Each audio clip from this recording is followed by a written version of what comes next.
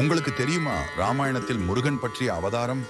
காடின் ஆழத்தில் ராமருடன் பயணித்துக் கொண்டிருந்த விஸ்வாமித்திரர் திடீரென நின்று, ராமா, முருகன் தமிழரின் தெய்வம் மட்டுமல்ல, உலகத்தை காக்க பிறந்த பரமசக்தி எனத் தொடங்கினார். அசுரன் தாரகாசுரன் உலகையே இருளால் மூடின போது சிவன் தபசின் உச்சியில் எழுந்த தீயிலிருந்து ஒளியாக பிறந்தவர் ஸ்கந்தன். வேல் வைத்தவன் அவர். ஆனால் அந்த வேல் ஒரு ஆயுதம் இல்லை, ஞானத்தால் இருளை கிழிக்கும் ஒளி. மயில் அவரது வாகனம், ஆனால் அது வெற்றியின் சின்னம். ராமா, இந்த முருகனின் புகழ் தமிழ்நாட்டை தாண்டி எத்தனை தூரம் சென்றது தெரியுமா?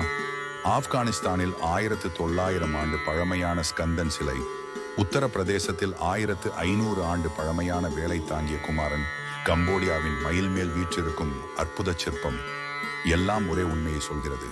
முருகன் தமிழர்கள் மட்டுமே கொண்டாடும் தெய்வம் அல்ல, இந்த பூமியை இணைக்கும் பிரபஞ்ச சக்தி. நீ ராவணனை அழிக்க பிறந்ததைப் போல அவர் தாரகாசுரனை அழிக்க பிறந்தவர் ராமா. பிரபஞ்சம் தேவைப்படும் நேரத்தில் ஒளியாக இறங்கும் தெய்வம் அவர்.